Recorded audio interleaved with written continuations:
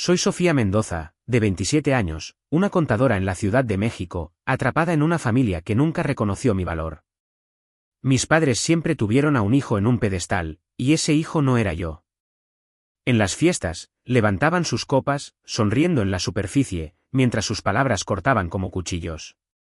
Un hijo era su orgullo, la otra, yo, solo ocupaba espacio. A mi hermana se lo dieron todo en bandeja, un condominio de 5.400.000 pesos, vacaciones lujosas y el aplauso interminable de mis padres. ¿A mí? Me obligaron a firmar un préstamo de 270.000 pesos para cubrir su deuda universitaria, una deuda cuyos intereses se apretaban alrededor de mis ahorros mientras trabajaba hasta tarde en la noche, enterrada en hojas de cálculo y presión. Un ascenso en el despacho, una oficina de esquina, un ascenso profesional constante, todo invisible para ellos. ¿El abrigo de diseñador de 45.000 pesos de mi hermana? Eso merecía un brindis.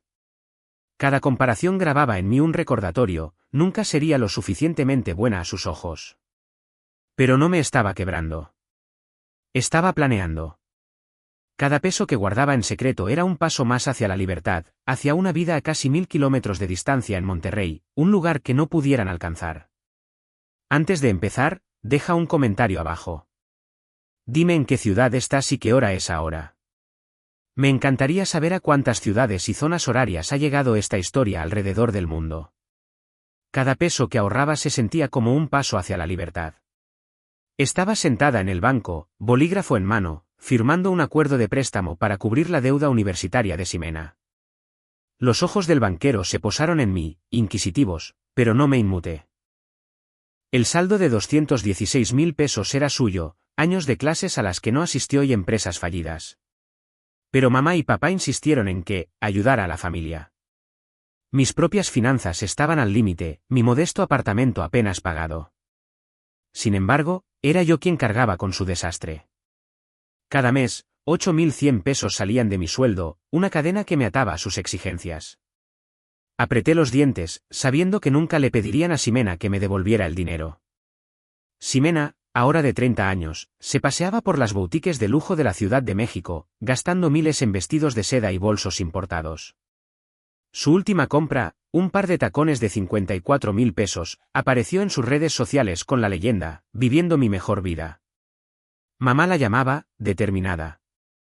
Papá elogiaba su ambición, como si mis semanas de trabajo de 60 horas no significaran nada. Se sentaban a cenar, adulando su gasto imprudente mientras yo comía en silencio, mis contribuciones invisibles. Su estilo de vida no era ambición. Era un espejismo construido sobre mi sacrificio. En el despacho, había puesto todo mi empeño en mi trabajo.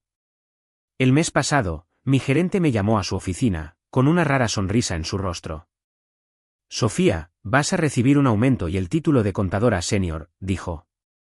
Había optimizado la declaración de impuestos de un cliente, ahorrándoles millones, y los socios se dieron cuenta. Salí, con el pecho henchido de orgullo, pensando que tal vez mamá y papá finalmente me verían. Estaba equivocada. Se lo conté durante un café, esperando un asentimiento, una palabra de elogio. Papá resopló. Eso está bien, pero Ximena está cerrando un trato para su boutique. Mamá añadió, ella está llegando lejos, Sofía. Deberías tomar nota. Se me revolvió el estómago. Sus palabras fueron una bofetada. Mi logro, mis años de esfuerzo, reducido a una nota al pie. Esa noche, los oí hablando por teléfono con Ximena, sus voces cálidas de orgullo. Lo estás haciendo tan bien, dijo mamá efusivamente. Necesitamos que Sofía se esfuerce como tú. ¿Esforzarme? Me estaba ahogando en sus expectativas, obligada a financiar los fracasos de Ximena mientras la llamaban una estrella. La voz de papá interrumpió. Sofía necesita contribuir más a esta familia. ¿Contribuir más? Lo había dado todo, mis ahorros, mi tiempo, mi orgullo. Sus comparaciones no solo eran injustas. Eran una traición. Me senté en mi sofá mirando los documentos del préstamo, mi firma una marca de su control. Ya no era su último recurso. Abrí mi computadora portátil y busqué ofertas de trabajo en Monterrey. El horizonte de la ciudad, su promesa de distancia, me llamaba. Los despachos de contabilidad de allí estaban contratando para puestos senior con salarios que podrían cubrir un apartamento de una habitación en San Pedro Garza García. Revisé calculadoras de costo de vida, 35.000 pesos de alquiler, 2.500 de servicios públicos, 5.000 de seguro. Era caro, pero podía arreglármelas. Había estado guardando 5.500 pesos al mes en una cuenta secreta, separada de la que mamá y papá conocían. No era mucho, pero era mío, intacto por sus exigencias. Investigué barrios, Centrito Valle, Obispado, y tracé un plan para una vida libre de su sombra. Cada solicitud de empleo que redactaba se sentía como una rebelión. Adapté mi currículum, destacando mi nuevo título, mi experiencia en impuestos, mi capacidad para manejar la presión. Un despacho, de tamaño mediano en el centro de Monterrey, publicó un puesto que me encajaba perfectamente, 1.200.000 pesos al año, beneficios y un camino claro para ser socia. Pasé horas perfeccionando mi carta de presentación, mis dedos temblando con determinación. Esto no era solo un trabajo. Era un salvavidas. Imaginé entrar a una nueva oficina, mi nombre en una puerta, sin que nadie me comparara con Ximena. Pero la duda se apoderó de mí. ¿Y si se enteraban? Mamá tenía una forma de olfatear mis planes, su voz cargada de chantaje emocional. La familia es lo primero, Sofía, diría, como si no los hubiera cargado durante años. Papá la respaldaría, sus sermones sobre el deber no dejaban lugar a discusión. Aparté esos pensamientos, centrándome en los números. Monterrey estaba a casi 1.000 kilómetros de distancia, lo suficientemente lejos como para romper su control. Calculé los costos de la mudanza, 27.000 pesos por un camión, 9.000 por depósitos. Mis ahorros estaban creciendo, pero necesitaba más tiempo, más dinero. Empecé a recortar gastos, cancelé suscripciones, evité cenas fuera y vendí una silla vieja por 900 pesos en línea. Cada pequeño acto se sentía como un desafío, un ladrillo en el muro que estaba construyendo entre ellos y yo. La última publicación de Ximena apareció en mi teléfono, una foto de ella en un bar de azotea, copa en alto, con la leyenda, persiguiendo sueños. Mamá comentó, ¡qué orgullosa! La deslicé para quitarla, con la mandíbula apretada. Sus sueños eran mi carga, pero no por mucho tiempo. Contacté a un agente inmobiliario de Monterrey, preguntando por apartamentos. Me envió listados, pequeños estudios, nada lujoso, pero suficiente para un nuevo comienzo. Guardé cada correo electrónico, cada enlace, en una carpeta etiquetada como impuestos, para despistar a mamá si husmeaba. Mi plan estaba tomando forma, cada paso una promesa silenciosa para mí misma. No solo estaba huyendo. Estaba reescribiendo mi futuro. El despacho me llamó para una entrevista telefónica. La voz de la gerente de contratación era nítida, profesional. Tu currículum destaca, Sofía, dijo. Estamos impresionados con tu trabajo en impuestos. Por primera vez en meses, me sentí vista. Colgué, con el corazón acelerado, y añadí otros 1.800 pesos a mis ahorros. Monterrey no era un sueño. Era una fecha límite. Estaría lista cuando llegara el momento. El tintineo de las copas de champán ocultaba una tormenta que se avecinaba. Entré a la fiesta del 35º aniversario de mis padres, con el corazón latiendo como un tambor. La sala bullía con la élite de la Ciudad de México, viejos amigos, primos lejanos y socios de negocios, todos reunidos para celebrar a mamá y papá. Llevaba un sencillo vestido negro, discreto, pero no importaba. Las miradas pasaban por encima de mí, atraídas por el brillante vestido de Ximena, su risa cortando el murmullo. Me quedé cerca del borde de la multitud, aferrando mi copa, sintiéndome como una extraña en mi propia familia. Marcos se puso de pie, su presencia imponente, y levantó su copa. Por 35 años, comenzó, su voz cálida. Por la familia. Bárbara, sentada a su lado, sonrió tensamente, sus ojos recorriendo la sala. Entonces el tono de Marcos cambió, más agudo ahora. Algunos hijos te enorgullecen, dijo, mirando a Ximena. Otros solo ocupan espacio. Las palabras cayeron como un puñetazo, y una oleada de risas recorrió a los invitados. La sonrisa de suficiencia de Ximena fue instantánea, sus ojos brillando con malicia mientras se recostaba, saboreando el momento. Sentí que la habitación se encogía, sus miradas inmovilizándome, mi cara ardiendo bajo el peso de su juicio. Podría haberme derrumbado. Podría haberme quedado en silencio, como siempre. Pero algo se rompió dentro de mí. Dejé mi copa, el sonido agudo contra la mesa. Menos mal que tengo mi propio lugar a casi 1000 kilómetros de distancia, dije, mi voz firme, cortando el murmullo. De ahora en adelante, el alquiler, los servicios y el seguro son todo su problema. La habitación se quedó helada.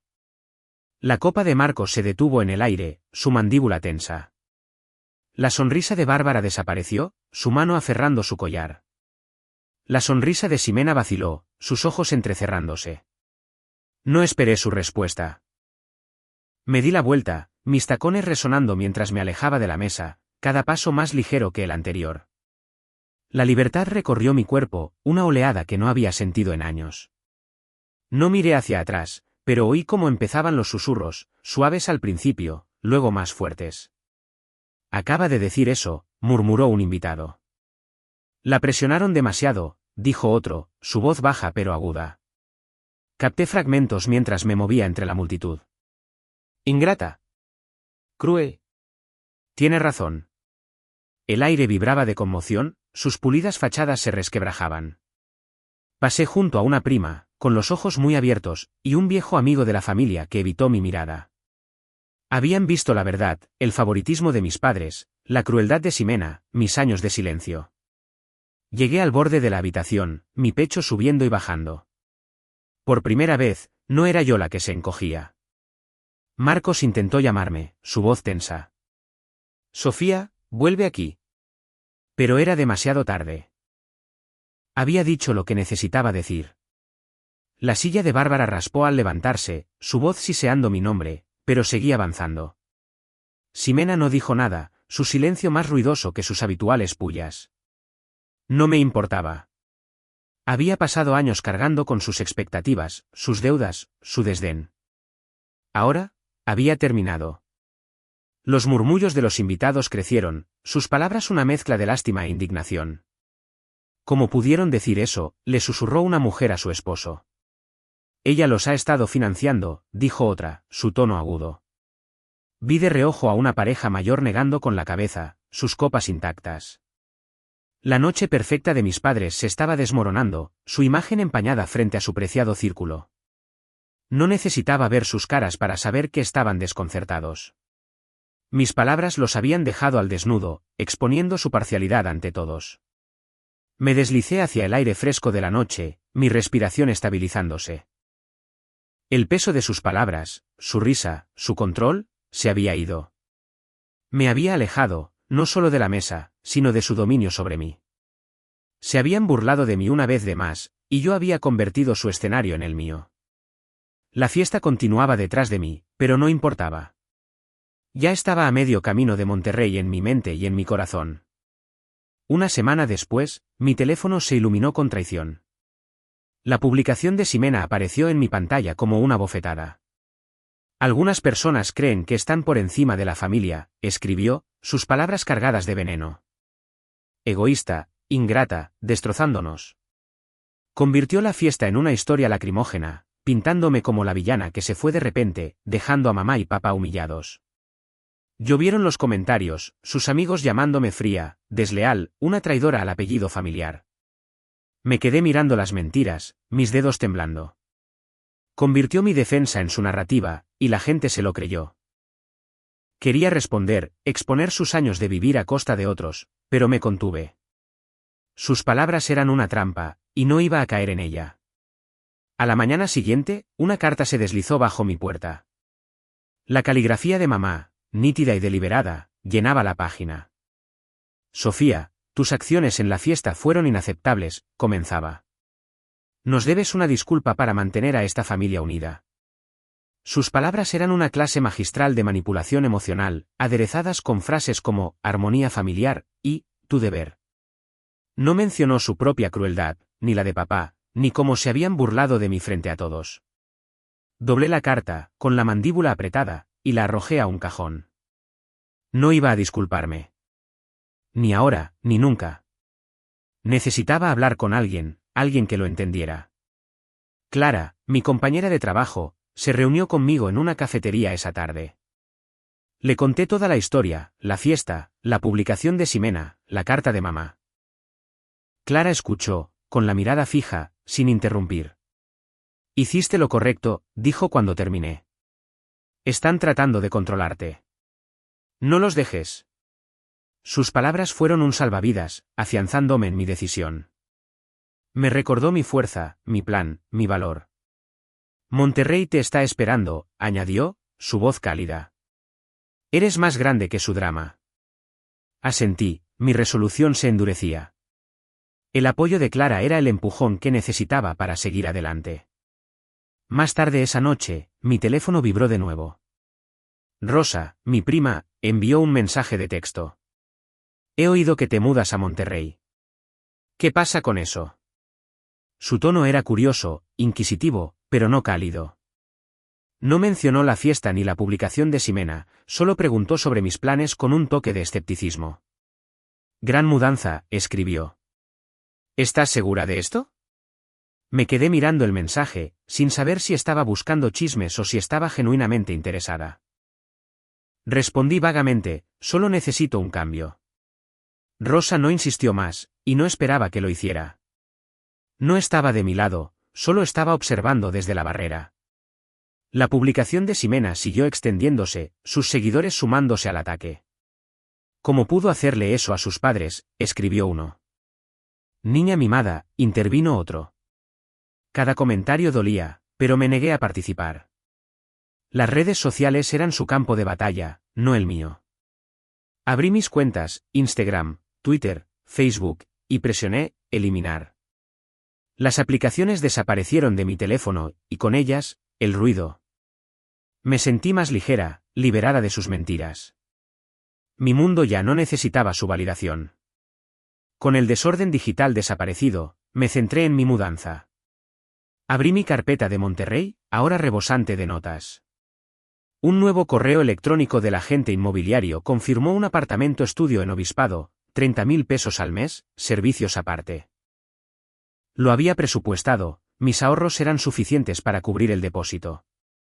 El despacho en Monterrey había programado una segunda entrevista, esta vez en persona. Reservé un vuelo para la próxima semana, 4,500 pesos ida y vuelta, y empecé a poner mis muebles a la venta. Mi sofá se vendió por 1,800 pesos, mi viejo televisor por 1,350. Cada venta era un paso más cerca de cortar lazos. Pasé las noches empacando, revisando años de pertenencias, fotos antiguas, cartas, recuerdos. Todos se sentían como anclas a una vida que estaba dejando atrás. Me quedé solo con lo que necesitaba, ropa, mi computadora portátil, algunos libros. El resto fue a cajas para donación o venta. Mi apartamento, que una vez fue un refugio, ahora se sentía temporal, un escalón hacia algo mejor.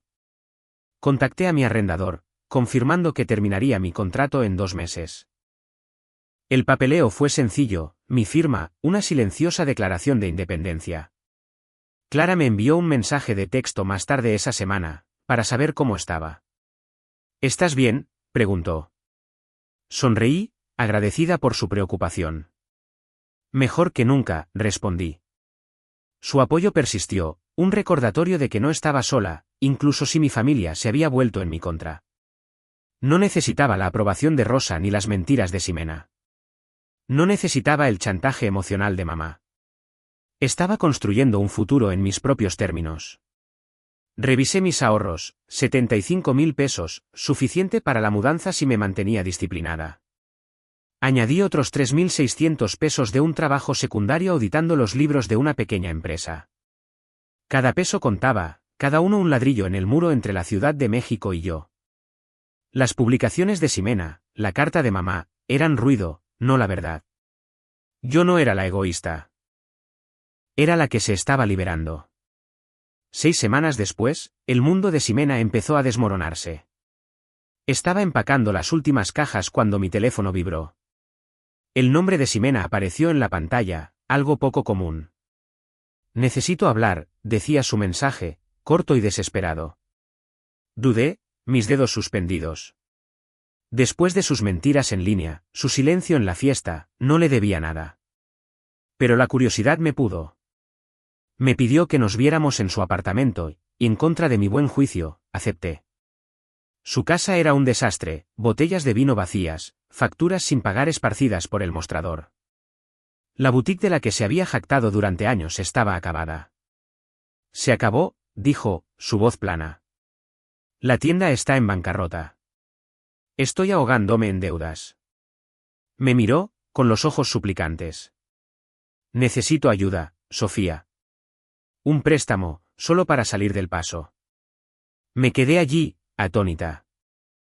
Había pasado años presumiendo de su éxito, acumulando 360.000 pesos en deudas de tarjetas de crédito en ropa de diseñador y fiestas.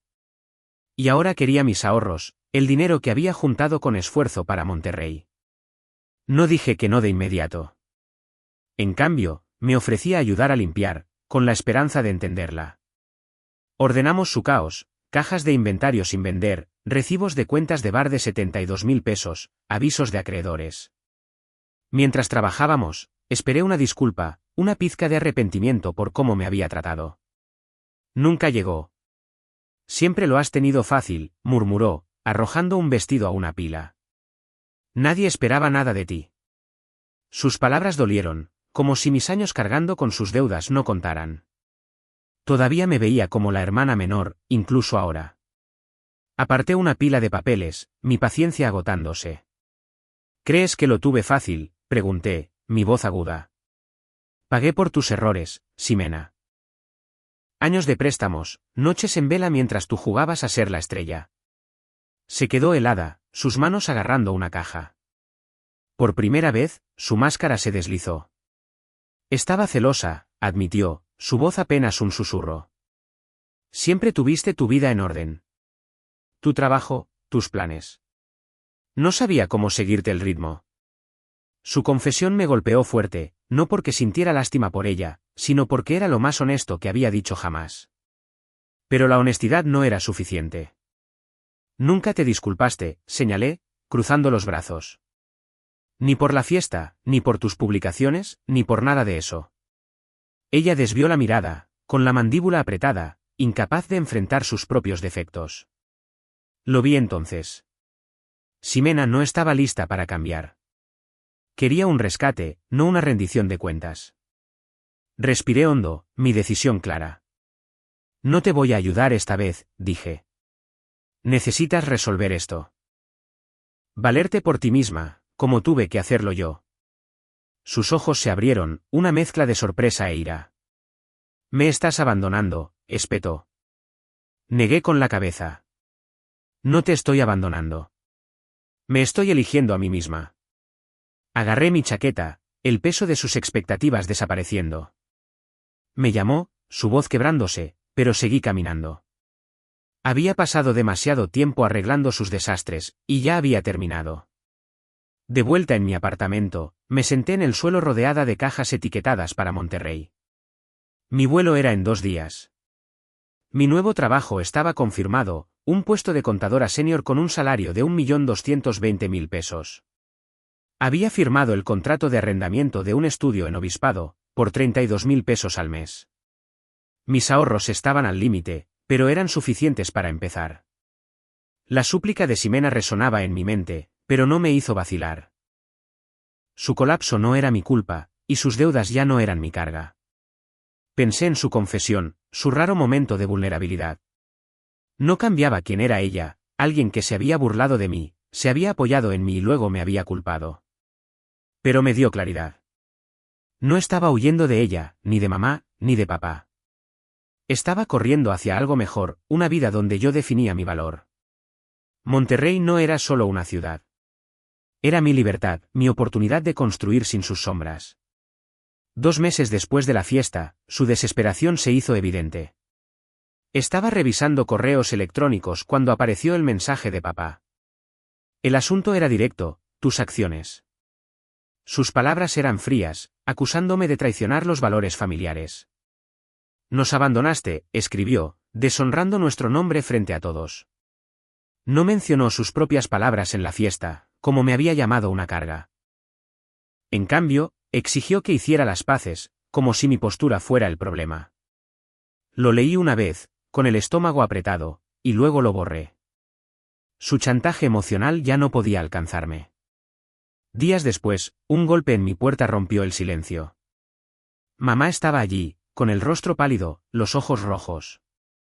Sofía, tenemos que arreglar esto, dijo, su voz temblorosa. Vuelve, por favor.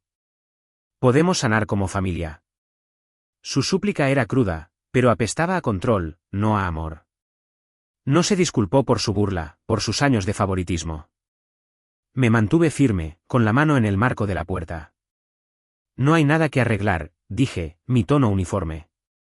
He terminado de cargar con sus expectativas. Ella jadeó, retrocediendo, pero cerré la puerta. Sus lágrimas no me conmovieron. Eran demasiado tarde. Esa misma semana, mi teléfono se iluminó con mejores noticias. Un correo electrónico del despacho de Monterrey confirmó mi oferta, contadora senior, 1.250.000 pesos al año con beneficios y un bono de contratación. Miré la pantalla, mi corazón acelerado. Esto era, la llave de mi nueva vida. Acepté de inmediato, mis dedos firmes mientras escribía mi respuesta. Monterrey ya no era solo un plan. Era real, y yo estaba lista. Clara intervino como un salvavidas. Se reunió conmigo en mi apartamento, con su computadora portátil abierta, lista para pulir mi papeleo. Hagamos que esto sea impecable, dijo, su voz cálida pero concentrada. Revisamos mi currículum, ajustando detalles para destacar las demandas de mi nuevo puesto, auditorías complejas, gestión de clientes. Me ayudó a redactar un cronograma de reubicación, vuelo reservado para la próxima semana, 5.040 pesos solo ida, empresa de mudanzas contratada por 21.600 pesos. La practicidad de Clara me centró, su aliento una fuerza silenciosa. Lo vas a abordar allí, dijo, sonriendo. Asentí, agradecida por su fe en mí. Me dediqué a mi apartamento, ahora medio vacío. Vendí mi mesa de comedor por 2.700 pesos, el armazón de mi cama por 3.600. Cada venta erosionaba mi antigua vida, el dinero fluyendo hacia mi fondo para Monterrey, que ahora ascendía a 90.000 pesos. Puse en línea mis últimos artículos, una lámpara por 720 pesos, una alfombra por 1.440. Los compradores iban y venían, su efectivo acumulándose en mi cuenta. Me reuní con mi arrendador, firmando los papeles finales de terminación del contrato. Realmente lo estás haciendo, dijo, casi impresionado. Sonreí, entregándole las llaves. He estado lista desde hace un tiempo, respondí. Clara volvió a pasar, trayendo café y una lista de tareas. Trazamos mi primera semana en Monterrey, mudanza al apartamento, configuración de servicios, orientación en la oficina. Sugirió un presupuesto para el primer mes, 35.000 pesos para alquiler y servicios, 6.000 para comestibles y transporte. Su consejo fue meticuloso, cada detalle pensado. No dejes que te arrastren de vuelta, advirtió, su tono firme. Prometí que no lo haría. Su drama, el correo de papá, la visita de mamá, se sentía como ecos de una vida que estaba dejando atrás. Empaqué mi última caja, principalmente ropa y artículos de primera necesidad. Mi computadora portátil, ahora mi posesión más valiosa, contenía mi oferta de trabajo, mi contrato de arrendamiento, mi futuro. Doné libros viejos y utensilios de cocina, quedándome solo con lo que cabía en 2 maletas. El proceso fue metódico, cada elección deliberada. No solo me estaba mudando, me estaba deshaciendo de años de su peso. Las acusaciones de papá, las súplicas de mamá, eran ruido, no la verdad. La noche antes de mi vuelo, caminé por mi apartamento vacío. Las paredes estaban desnudas, el espacio ya no era mío. No sentí nostalgia, solo alivio. Había pasado años atada a sus exigencias, a sus juicios. Ahora, estaba cortando las últimas cuerdas. Clara me envió un mensaje, para saber cómo estaba. ¿Todo bien para mañana? Respondí, mejor que bien. Su apoyo, su ayuda con los detalles, lo habían hecho real. Subí al avión a la mañana siguiente, mis maletas guardadas, mis ahorros seguros. Monterrey esperaba a casi 1000 kilómetros de distancia, una ciudad donde me definiría a mí misma. Papá y mamá podían quedarse con sus valores, su versión de la familia.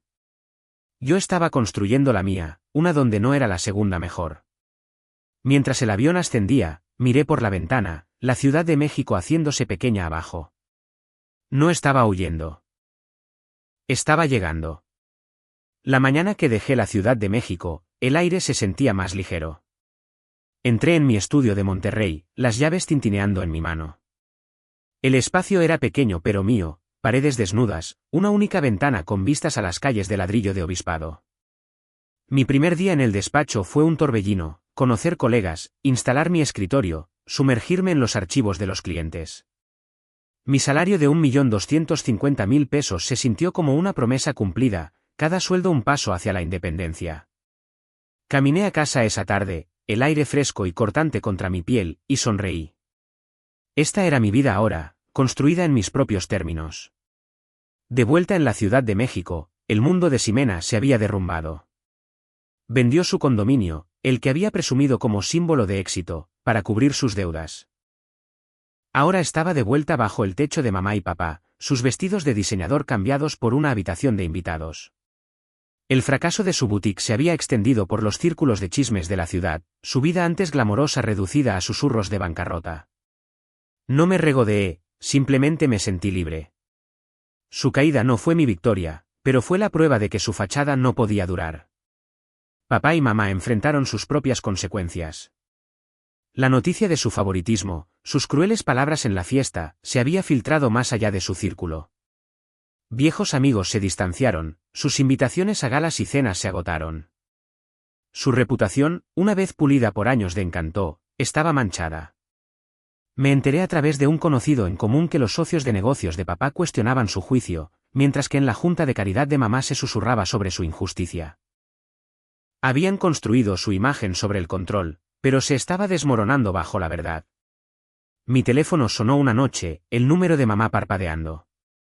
Su voz era temblorosa, suplicándome que hablara, que volviera, que arreglara las cosas.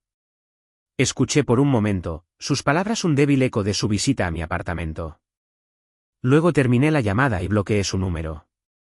Hice lo mismo con el de papá. Sus voces, sus exigencias, no tenían cabida aquí. Les había dado años de mi lealtad, mi dinero, mi silencio. Ahora, había terminado. Monterrey se convirtió en mi santuario. Pasé los fines de semana explorando cafeterías en Centrito Valle y librerías a lo largo de Calzada del Valle. Mi trabajo consumía mis días, pero era un trabajo que amaba, desafiándome de maneras que la Ciudad de México nunca lo hizo.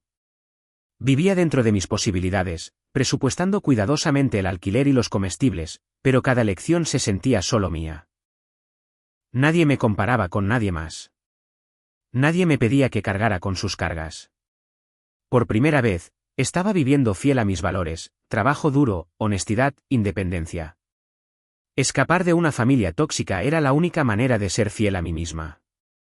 Gracias por escuchar. ¿Y tú, alguna vez has enfrentado un drama familiar como este?